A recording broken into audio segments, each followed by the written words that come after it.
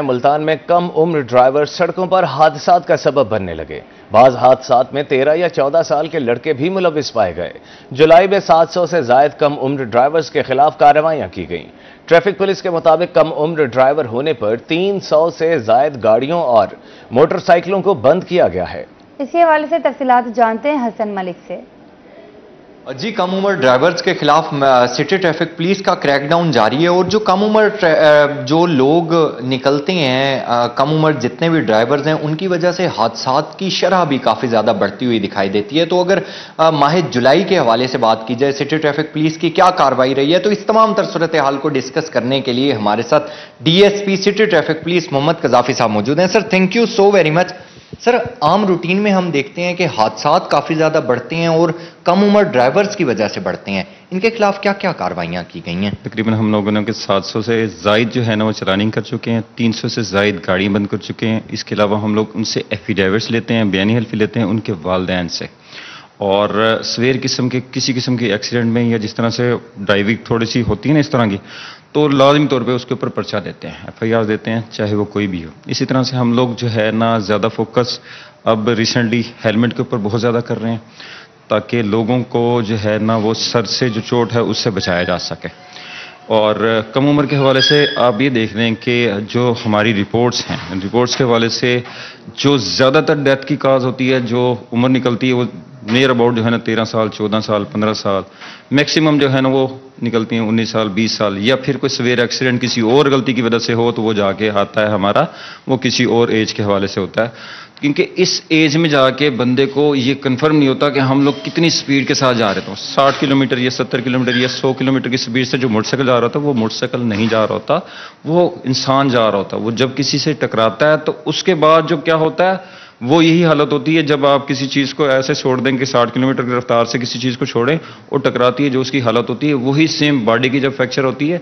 तो लाम वाला सी बात है, कुछ ऐसी चीज़ें हमें देखनी पड़ती हैं कि शापर में हम लोग बास टाइम उठा रहे होते हैं। इस तरह से एक्सीडेंट्स भी हम लोगों को देखने पड़ते हैं जब 1122 से जाके उसकी रिपोर्ट्स पुट करते हैं। तो ऐसी सूरत हाल बनती है कि हम लोग जो है ना वो दिखा नहीं सकते मीडिया पे।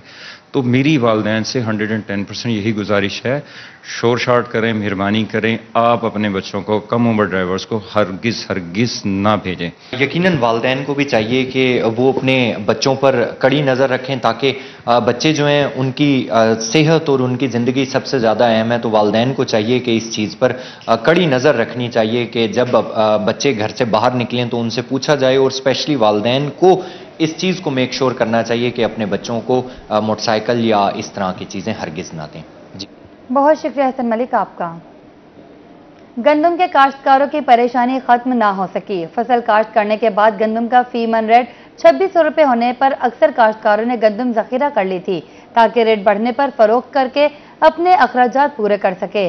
लेकिन मंडी में गंदम की कीमत में मजीद कमी आ गई। गला मंडी में गंदम 2300 रुपये मन फरोख्त हो रही है। गंदम के निर्ख और काश्तकारों की परेशानी पर बात करते हैं मुल्तान से रोही के रिपोर्टर फराज रमजान से। जी फराज, मंडी में गंदम का इस वक्त क्या रेट चल रहा है और जिन काश्तकारों ने गंदम जखीरा कर ली थी अब उनका क्या कहना है?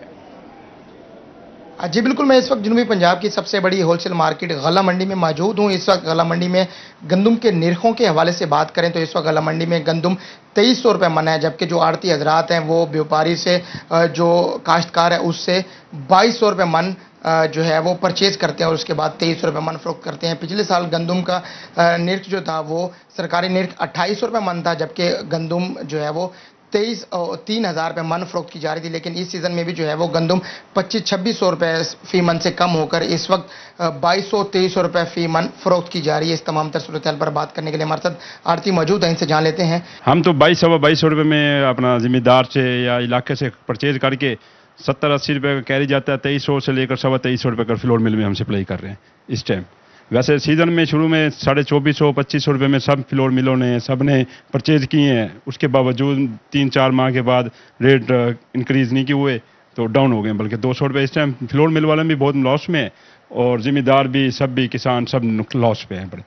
तो वो काश्तकार जो जिन्होंने गंदम रोकी हुई थी कि हम गंदम महंगे दामों फरोख्त करेंगे, वो तो काफ़ी परेशान होंगे और वो लॉस में बेच रहे होंगे। जी जी जी, उन्होंने 2300-2400 रुपये में उसने खुद, बल्कि उन्होंने खुद थोड़ी सी अपनी परचेज करके उन्होंने कहा लास्ट में बेचेंगे। अब वो 200-250 रुपये मन और भी लॉस पे बेचें, क्योंकि अब मौसम की सूरत हाल की वजह से ना खपरा कीड़ा, तो इस वजह से अब रेट भी इंक्रीज नहीं हो रहे, इस वजह से वो बेच रहे हैं। एक तो ये बड़ी खुशी की बात है जो गंदम आटा 200 रुपये किलो बिका है, आटा 200 रुपये 180 रुपये किलो पिछले दौर में बिका है 23, 22, 21 में, सन में 2000 में।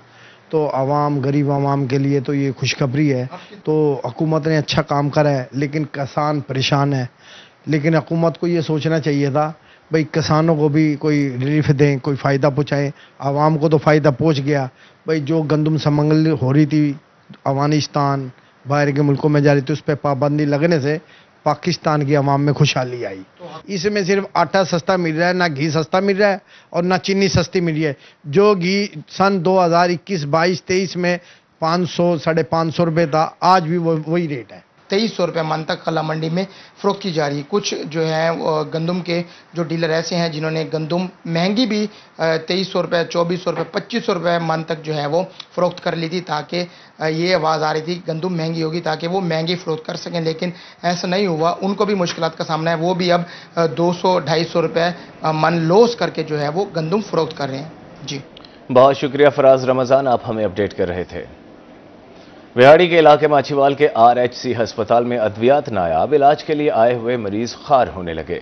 मरीजों का डॉक्टर्स के प्राइवेट कंपनियों के साथ साजबाज करने का इल्जाम। कहते हैं निजी मेडिसिन कंपनियों की महंगी दवाइयां बेचने में डॉक्टर्स सहूलतकार का किरदार अदा कर रहे हैं। तफसीलात से आगाह करेंगे जफर इकबाल भट्टी। जी बिल्कुल, जैसा कि एक जानिब हमारी हुकूमत पंजाब मरीज़ों को सेहत की सहूलियात देने के बड़े बड़े दावे कर रही है, और दूसरी जानिब अस्पतालों में आने वाले मरीज़ दिलो ख्वार होने लगे हैं। मेरे साथ कुछ मरीज़ हैं जो 8 दिन से अपना इलाज करवाने के लिए रोज़ाना की बुनियाद पर अस्पताल में आ रहे हैं, मगर यहाँ कोई भी अद्वियात मौजूद नहीं है। जी, आप कितने दिन से आ रहे हैं, क्या आपको मसला है, क्या कहना चाहेंगे हुकूमत पंजाब को? जी, मैं यहाँ पे 8 दिन से इधर आ रहा हूँ। मुझे जस्ट चेस्ट प्रॉब्लम और खांसी का मसला है, और मैं जब भी आता हूँ मुझे ये 2 गोलियाँ और बाज़ार की ये मेडिसिन लिख के दे देते हैं, और यहाँ पे ना कोई सहूलियात मौजूद है। जब भी यहाँ पे आता हूँ, यहाँ पे जो मरीज़ डॉक्टर्स हैं वो अपनी मर्ज़ी से डॉक्टर मरीज़ों का इलाज करते हैं और मरीज़ों को देखते हैं। और दूसरा, यहाँ पे ना कोई बैठने की सहूलत मौजूद है, ना पीने का ठंडा पानी मौजूद है।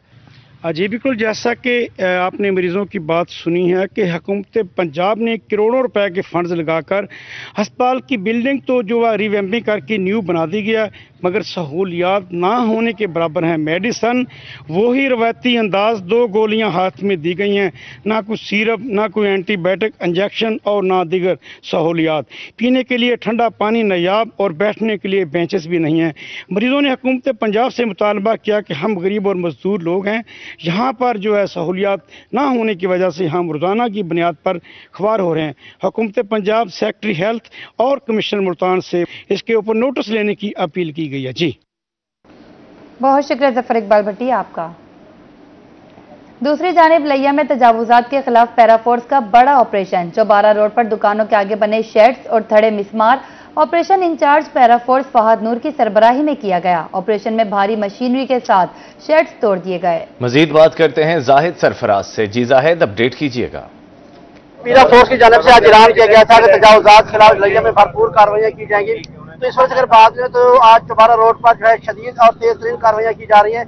इस तजावुजात के खिलाफ की गई कार्रवाइयों के इंचार्ज हैं, जिसके इंचार्ज पैराफोर्स फहद नूर साहब बकायदा इसकी तमाम जो मॉनिटरिंग वो कर रहे हैं। थैंक यू वेरी मच आपकी कवरेज के लिए और आपके ताउन के लिए। दूसरा ये है कि जो एंटी इंक्रोचमेंट ऑपरेशन है वो तकरीबन हमारा 1 हफ्ते से जारी है लिया भर में। उसमें जो है वो हम अभी फ़िलहाल टेम्परेरी इंक्रोचमेंट पे काम कर रहे हैं, जो अननेसेसरी थड़े बने हुए हैं या जो शेड बने हुए हैं या जो स्टैंड निकले हुए हैं, तो हम फिलहाल उस पर काम कर रहे हैं। हमारा ये जो एंटी इंक्रोचमेंट ऑपरेशन है 3 फेजेस में होना है। नंबर 1, उसमें हमने जो मेन रोड्स हैं, चौबारा रोड हो गया या जो असलम मोड़ के लेफ्ट राइट पे रोड्स हैं, उनको हमने क्लियर करवाना है। फेज 2 में हमने सदर बाज़ार और जो अंदरून बाज़ार के इलाके हैं, जो बड़े कंजस्टेड इलाके हैं, वहाँ से गुजर बसर ही बड़ा मुश्किल होता है, तो 2nd फेज में हमने उनको क्लियर करवाना है। 3rd फेज के अंदर हमने जो लिया शहर के करीब करीब के इलाके हैं, चौक आजम हो गया, कोट सुल्तान हो गया, राजन शाह, जमन शाह, इन इलाकों को जो है ना वो हमने इंक्रोचमेंट फ्री करवाना है। जी सर, शेड की बिल्कुल इजाजत नहीं है सर? जी बिल्कुल, इस पे गवर्नमेंट की बड़ी सख्त जो है ना वो हिदायत हैं कि शेड का अपने हदूद से बाहर अगर 1 फुट जो है उसकी इजाजत नहीं है, चाहे वो शेड हो, चाहे वो थड़ा है, चाहे वो स्टैंड रखा है, चाहे वो बिल बोर्ड है, उस किसी भी चीज़ की इजाज़त नहीं है। और दूसरा ये है कि मैं आपके तवज्जुह ये पैगाम भी देना चाहूँगा लइया के अवाम के लिए कि जिन जिन के भी शेड जो है या बिल बोर्ड, साइन बोर्ड जो हैं वो अपनी हदूद से, दुकान की हदूद से बाहर हैं, उनको अपनी दुकान की हदूद के ऊपर चश्मा करवाएं। पैगाम भी सुना फाजूर साहब को, उनको यही बताना है कि जीरो टॉलरेंस और साथ साथ तमाम जो मुसावी जो ऑपरेशन किए जा रहे हैं ताकि ताजरों को और शहर को बेहतर से बेहतर बनाने, शहर खूबसूरत बनाने के इक़दाम किए जा सकें। आगे बढ़ें और आपको बताएं कि governor state bank Jamil Ahmed की ज़ेर सदारत मॉनिटरी पॉलिसी इजलास में शरह सूद का ऐलान किया गया। स्टेट बैंक का शरह सूद 11% पर बरकरार रखने का ऐलान। आपको अपडेट करें, governor state bank Jamil Ahmed की ज़ेर सदारत मॉनिटरी पॉलिसी इजलास में शरह सूद का ऐलान किया गया। स्टेट बैंक का शरह सूद 11% पर बरकरार रखने का भी ऐलान किया गया है।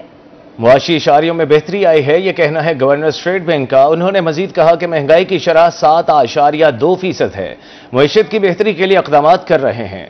Governor state bank Jamil Ahmed ने कहा है कि मुआशी इशारियों में बेहतरी आई है, जिसके बाद स्टेट बैंक का शरह सूद 11% पर बरकरार रखने का ऐलान किया गया है। इजलास हुआ है governor state bank Jamil Ahmed की ज़ेर सदारत मॉनिटरी पॉलिसी का, जिसमें शरह सूद का ऐलान किया गया। स्टेट बैंक का शरह सूद 11% पर बरकरार रखने का ऐलान।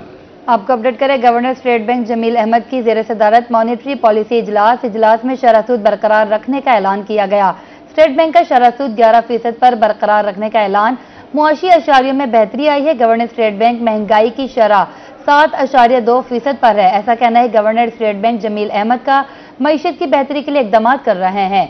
Governor state bank Jamil Ahmed का ऐसा कहना है। मुआशी इशारियों में बेहतरी आई है, गवर्नर स्टेट बैंक का ये कहना था। इस हवाले से मजीद तफसीलात जानते हैं ज़ुहैब बुखारी से। जी ज़ुहैब, बताइएगा।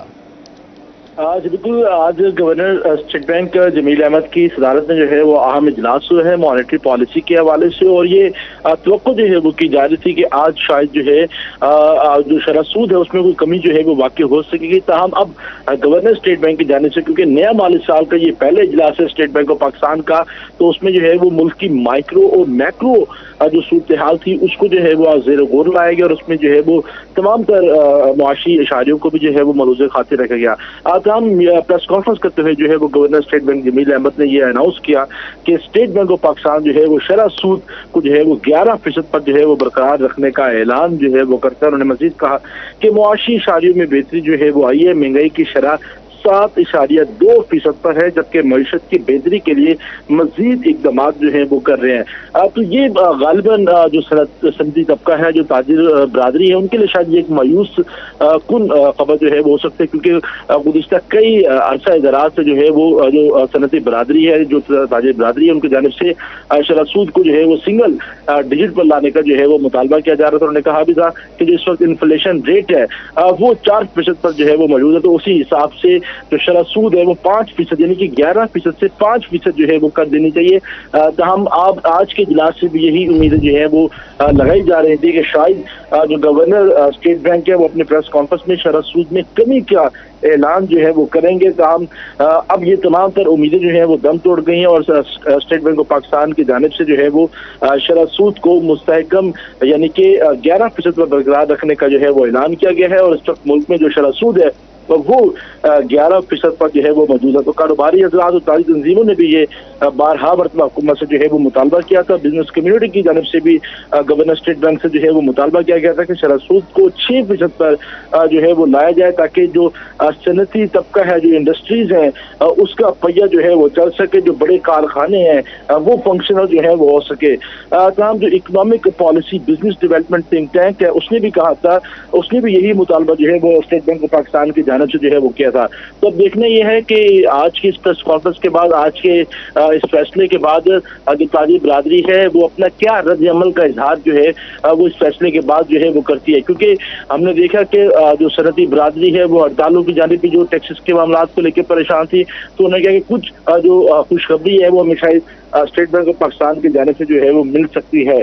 तहम अब 11% पर जो है वो बरकरार रखने का ऐलान किया गया है। अब देखना यह है कि इससे कितना असर जो है वो पड़ेगा इंडस्ट्रीज के हवाले से। उससे कबल भी हमने देखा कि Multan chamber of commerce and industries के जो प्रेसिडेंट थे उनकी जानिब से भी एक अलामिया जो है वो जारी किया गया था और अलामिया में भी जो है वो यही मुतालबा हुकूमत पाकिस्तान से और स्टेट बैंक ऑफ पाकिस्तान से किया गया था कि हुकूमत जो है वो इस हवाले से नजरसानी करे और बड़ा पुरजोर मुतालबा जो है वो उनकी जानिब से किया गया था।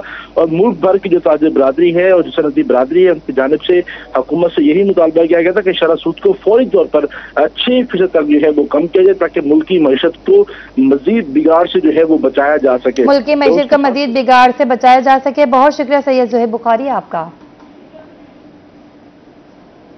और अब बुलेटिन में बात करें मौसम के हवाले से तो आपको बताएं मुल्तान में शदीद हब्स ने शहरियों का बुरा हाल कर दिया। दर्जे हरारत 37 डिग्री तक जा पहुंचा।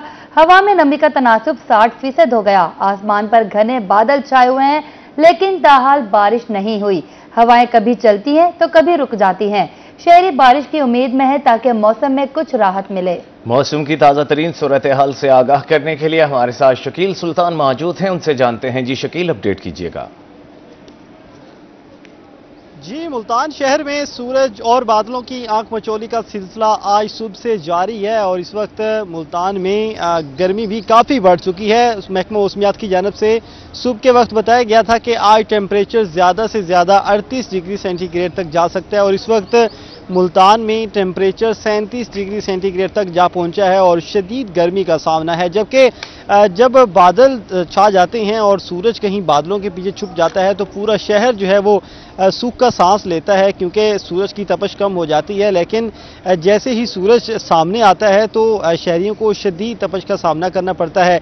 दूसरी जानब हवा ने भी शहरियों को उलझन में डाल रखा है क्योंकि इस वक्त अगर हम हब्स की बात करें तो हब्स काफ़ी महसूस की जा रही है। उसकी वजह एक तो हवा में नमी भी 60% तक पहुंच चुकी हुई है, जबकि हवा की रफ्तार कम है। हवा जब रुकती है तो शहरियों को सख्त हवस का सामना करना पड़ता है। माहौल में घुटन बढ़ जाती है, लेकिन जैसे ही अगर हवा की रफ्तार बेहतर होती है तो शहरियों को एक सुख का सांस मिलता है। सुबह से सूरज और बादलों की आंख मचोली, जबकि हवा की रफ्तार का ये सिलसिला जो है वो ये चल रहा है। जबकि आज कम से कम दर्जा हरारत 30 से 31 डिग्री सेंटीग्रेड के दरमियान रिकॉर्ड किया गया है और अब 37 तक पहुंच चुका है और 1-2 दर्जे मजीद बढ़ने की पेशगोई भी की गई है। शाम के वक्त टेम्परेचर कुछ डाउन होगा, लेकिन फिलहाल जो है वो टेम्परेचर अपने पीक पर जा चुका है। जबकि आइंदा 24 घंटों की बात करें तो मतला इसी तरह जुज़ी तौर पर अब आलूद रहेगा, शहर पर बादल छाए रहेंगे। इसके साथ साथ कल से बारिशों का एक नया सिलसिला शुरू होगा। महकमा मौसमियात ने मुल्तान समेत जनूबी पंजाब के इलाकों के हवाले से बताया है कल से बारिशें शुरू होगी और बारिशें होने से जो है वो दर्जा हरारत में कमी हो सकती है। मौसम जो इस वक्त गर्म हो चुका हुआ है इसमें भी कमी आ सकती है। इन दिनों जहां एक तरफ सूरज की तपश का सामना होता है तो दूसरी जानब हबस एक बड़ा मसला बना हुआ है। सावन का मौसम है, इन दिनों जो है वो नमी भी ज़्यादा होती है तो शहरियों को हबस का ज़्यादा सामना करना पड़ रहा है। तो डॉक्टर्स की जानब से भी यह हिदायत जारी की जा रही है कि शहरी अपनी एहतियात करें, अपनी सेहत का ख्याल रखें ताकि इस हबस के नुकसान से बचा जा सके। लेकिन शहरी आसमान की तरफ नजरें भी जमाए बैठे हैं क्योंकि जो स्याह बादल नजर आ रहे हैं ये बारिश की नवीद हैं। तो शहरी देख रहे हैं आसमान की तरफ कि कब ये बादल बरसें और कब मुल्तान का मौसम जो है वो कुछ नरम पड़े। जी शकील सुल्तान ने हमें मौसम की सूरत हाल के बारे में तफसीलन आगाह किया, बहुत शुक्रिया आपका।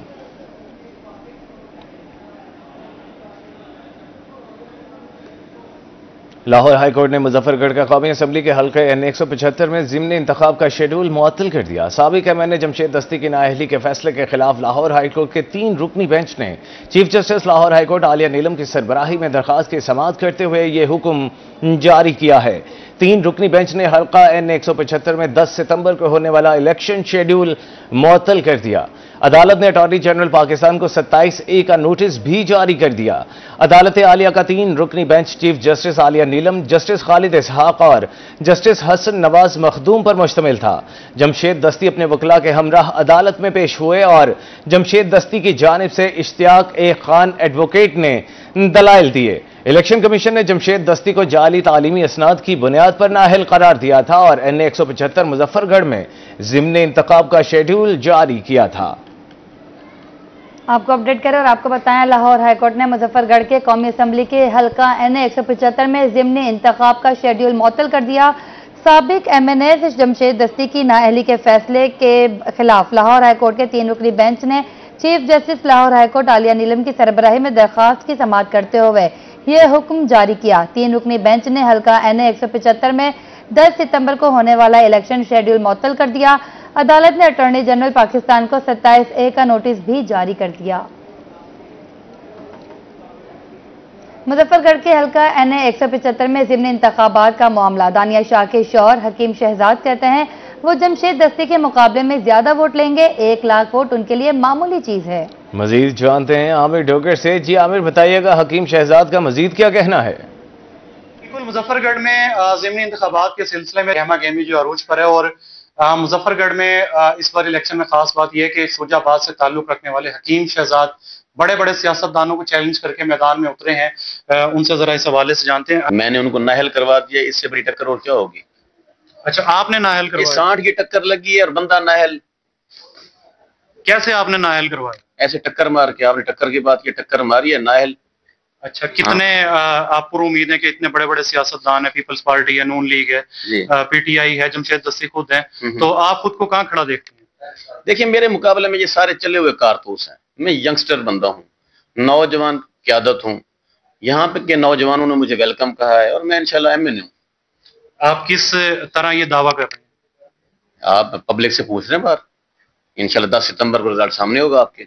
कितनी एक्सपेक्टेशंस हैं कि कितने % या कितने जो है वोट हासिल कर सकें? 1 लाख से ऊपर की लीड की बात करें। जमशेद दस्ती ने भी 1 लाख लिया। मैं उससे ज्यादा लेने वाला हूँ। इलेक्शन लड़ने के लिए एक खातून है मुजफ्फरगढ़ में, वो सोशल मीडिया पर काफी आपके बारे में डिस्कस कर रही है। वो कहती है कि एक पैराशूटर है हकीम साहब और शुजाबाद से यहाँ पे। देखिए, मैं किसी खातून को नहीं जानता और किसी के बयान को भी मैं नहीं जानता। ठीक है, नो कमेंट। नो कमेंट इस बारे में करना चाहते हैं। हकीम साहब का ये कहना है कि मुजफ्फरगढ़ के जितने भी सियासतदान हैं वो चले हुए कारतूस हैं। मुजफ्फरगढ़ के जो लोग हैं, जो नौजवान हैं, वो एक नए चेहरे को, नए आदमी को आजमाना चाहते हैं और वो यही सोचकर मैदान में उतरे हैं। और उनकी जानिब से एक और दावा ये किया गया कि 1 लाख से ज्यादा वोट और जमशेद दस्ती से भी ज्यादा वोट हासिल करेंगे। आमिर डोगर ने हमें अपडेट किया, बहुत शुक्रिया। बुलेटिन में आगे बढ़ें और आपको बताएं, चेयरमैन सुथरा पंजाब हाफिज आसिम महमूद का दौरा मुल्तान। हाफिज आसिम महमूद ने सफाई सूरत हाल का जायजा लिया। शहरियों से सफाई की सूरत हाल के बारे में गली मोहल्लों में जाकर पूछा। सीवरेज मसाइल का नोटिस भी लिया। इस हवाले से मजीद तफसीलात जानते हैं गौहर रहमान शेख से। जी गौहर, अपडेट कीजिएगा। आज बिल्कुल चेयरमैन वजीर आला पंजाब सुथरा पंजाब मुहिम हाफिज आसिम महमूद इस वक्त दौरे मुल्तान पर हैं। तफसीली तौर पर वेस्ट मैनेजमेंट कंपनी के हवाले से इंस्पेक्शंस की जा रही हैं, दौरे किए जा रहे हैं। इस वक्त मुल्तान के इलाके मुमताज़ाबाद में मौजूद है, जहां पर इन्होंने इंस्पेक्शंस भी की हैं और इस वक्त उनके हमरा CO वेस्ट मैनेजमेंट कंपनी भी मौजूद हैं। तो इनसे हम जानते हैं, सर तफसीली दौरा कर रहे, गली मोहल्लों में जा रहे हैं, कैसा पाया सफाई की सूरत हाल को, क्या हिदायत आपकी जानिब से जारी की गई है? मैंने खानेवाल विजिट किया है, कबीर वाला विजिट किया है, बिहाड़ी विजिट किया है, बूरे वाला विजिट किया है। इसके बाद हमने अभी लोधरा की तरफ जाना है। राइट नाउ हम मुल्तान में हैं। अच्छा, बहुत अच्छा इम्पैक्ट जा रहा है और बहुत अच्छा जो CM साहिबा का जो विजन है, जो ये लोग लेके चल रहे हैं, बहुत अच्छा उसको उन्होंने, मैं तो कह रहा हूँ कि कमाल कर दिया है। जो दहाइयों से ऐसी सफाई नहीं हो सकी थी, आज मैं वो देख रहा हूँ, आज मैं वो लोगों से पूछ रहा हूँ, आज मैं वो बच्चों से मिल रहा हूँ, आज मैं दुकानदारों से मिल रहा हूँ। ये वो एविडेंस है जो मैं कलेक्ट करने आया हूँ, जो मैं CM साहबा को दूंगा और मैं उनको बताऊंगा कि ये एविडेंस लोग दे रहे हैं कि अब ऐसी सफाई होने लग गई है कि रिकॉर्ड हो गया है। जी, चेयरमैन सुथरा पंजाब आसिम महमूद हमारे साथ मौजूद है। उनका ये कहना है कि तफसीलन मुल्तान का विजिट किया जा रहा है और मुल्तान की सफाई की सूरत हाल के हवाले से उन्होंने इत्मीनान का इजहार भी किया है और वेस्ट मैनेजमेंट कंपनी की कारकर्दगी को सराहा भी है और जो पॉइंट्स अहम है जिनमें इंप्रूवमेंट की जरूरत है उसके हवाले से एक जामे रिपोर्ट तैयार की जाएगी और वज़ीर आला पंजाब मरियम नवाज को अरसाल की जाएगी। जी गौहर रहमान शेख, बहुत शुक्रिया। मुल्तान के सीवरेज मसाइल हल करने में वासा इंतजामिया नाकाम है। गली नंबर 11 में कई दिन से सीवरेज का पानी मौजूद है। इलाका मकीन कहते हैं कि दिन से जायद हो चुके सीवरेज का पानी निकाला न जा सका, गली से गुजरना इंतहाई मुश्किल हो चुका है। तफसीलात जानते हैं सलमान जमीर से। जी बिल्कुल, इस वक्त हम मौजूद है जान मोहम्मद कॉलोनी में, गली नंबर 11 के अंदर, जहाँ के इलाका मकीन जो हैं वो इस वक्त सीवरेज के पानी से बेहद परेशान है। एक लटकती झूलती तारें हैं बिजली की और दूसरा जो है वो ये पानी के मसाइल हैं। बात करेंगे यहाँ के इलाका मकीन से। सर क्या कहेंगे कि इस गली के मसाइल जो हैं वो मसाइलिस्तान बने हुए हैं? ये अरसा दराज से जनाब अपना मसला बना हुआ है पानी का भी, और जो यहाँ से गुजरने का रास्ते लोग यहाँ पर अपना पिछले दिनों जहाँ पर एक गधा मर गया अपना पानी की वजह से, बिजली की वजह से, और ये पानी के अंदर करंट आ गया था और सारी जो है टूटी हुई है सड़क, जहाँ से लोग गुजरने के मसाइलिस्तान बना हुआ है, जिसकी वजह से मतलब पूरे इलाके को परेशानी है। लिहाजा मेहरबानी फरमाकर जो है इलाके के मसला, ये गली का मसला जो है हल किया जाए। गली का मसला जो जी वो हल किया जाए। चाचू आप क्या कहेंगे कि यहाँ पे तो बदबू और ताफुन भी है और लोगों का गुजरना भी मुहाल है, क्या वासा के बिल नहीं भरते आप? नहीं जी, सब कोई भरे भाईजान, नमाज पढ़ने वाले सारे परेशान है। आगे मस्जिद चौक के ऊपर सारे कपड़े खराब, 24 घंटे यही हाल है जी। कोई गुजर नहीं सकता बिल्कुल भी, यहाँ से बच्चा भी नहीं गुजर सकता। अगले दिन जानवर मर गया बेचारों का, है जी। 1 लाख रुपए का उनका नुकसान हो गया। कौन करेगा उनका नुकसान? बेचारा गरीब आदमी मजदूरी करता था अपनी। यहाँ से निकले हालात है जी कि इस इलाके के कि यहाँ से गुजरना जो है वो इंतहाई मुश्किल है। साथ साथ बदबू और ताफुन से बच्चे भी बीमार हो रहे हैं। लोग यहाँ पर रहते हैं, बच्चे भी यहाँ पर रहते हैं और बच्चों का गुजरना भी इसी जगह से होता है। तो इंतजामिया से गुजारिश की जाती है कि फौरी तौर पर इस जगह के मसले को हल करें ताकि यहाँ के जो मकीन हैं वो उनकी ज़िंदगी आसान हो सकें। जी बहुत शुक्रिया सलमान ज़मीर आपका। म्यूनसिपल कमेटी कुंदिया की नाअहली और रिवायती सुस्ती बरकरार। कुंदिया शहर की अहम तरीन नियाजी स्ट्रीट में नियासियाब का निज़ाम दरहम बरहम। सीवरेज सिस्टम नाकारा होने की वजह गटरों का पानी ओवरफ्लो होकर गली में जमा हो गया। गंदगी और ताफुन की वजह से गली मकीनों की जिंदगियां अजीरन बन गई हैं। मजीद जानते हैं अताउल्ला शाहीन से। मौजूद है तहसील पिपला के इलाका कुनिया में, जहां पर म्यूनसिपल कमेटी कुनिया की नाअहली और रवायती सुस्ती की वजह से शहर की अहम तरीन गली नियाजी स्ट्रीट वो फलत डिब्बू का मंजर पेश कर रही है। और गुज़श्ता 1 साल से इस गली की गुफ्ता बे हालत की वजह से गली मकीन इंतहाई परेशान है। आज वो हमारे साथ गली मकीन मौजूद है, उनसे इस सवाल से पूछते हैं जी क्या तकलीफ है। जी ये कब से मसला है? तकरीबन 1 साल से ज्यादा अरसा हो गया है। हमारी गली जो है इसी तरह से गंदी पड़ी हुई है। बच्चे हैं, हमारे पास एक बहुत बड़ी अकेडमी है, बच्चे उसमें पढ़ने जाते हैं। रेलवे शेड है, वहाँ के सारे मुलाजमीन जो है इसी गली में से गुजर के जाते हैं। तो ये गली जो है इतनी इस वक्त गंदी है कि आप एक कदम रखें तो दूसरे पे आपके गिरने के 90% चांसेस हैं ही हैं। बच्चे हैं, बूढ़े हैं, बुजुर्ग खवातीन हैं, वो सारे इसी गली में से जो है वो गुजर रहे हैं। हम तो हैरान हैं। मरियम साहिबा जो हमारी CM है, उन्होंने एक स्लोगन दिया था कि जी साफ सुथरा पंजाब। तो मरियम साहिबा आपने स्लोगन दे दिया, काइंडली आप इस स्लोगन का जो है इसको फॉलो भी करें कि ये साफ सुथरा पंजाब है। 1 साल से ज्यादा हो गया है, ये पानी खुश्क होने का नाम नहीं ले रहा। और जो आपके म्यूनसिपल कमेटी वाले हैं, ठीक है, वो इसके बारे में कोई सीरियस एक्शन नहीं ले रहा है कि इस पानी को ख़त्म किया जा सके ताकि लोग जो है वो यहाँ से गुजर सके। बिल्कुल जैसा कि आपने इलाका मकीनों की बात सुनी, इनका कहना था कि वज़ीर आला पंजाब मरी नवाज शरीफ का जो विजन था साफ सुथरा पंजाब, बिल्कुल जो है कुदिया में वो नाकाम हो चुका है। और ये जो गली है नियाज़ स्ट्रीट गुज़श्ता 1 साल से जो है ना गुफ्ता बे हालत की वजह से जहाँ की जो इलाका मकीन है, गली मकीन है, इंतहाई अज़ियतनाक सूरत गुजार है। यहाँ पर इतना पानी खड़ा हुआ है। शहरियों ने वज़ीर आला पंजाब और DC मियाँ वाली से मुतालबा किया है कि नियाज़ स्ट्रीट कुदिया की जो मेन गली है इसकी तरफ ख़ुसूसी तवज्जो दे। जी अताउल्ला शाहीन बहुत शुक्रिया, आप हमें अपडेट कर रहे थे।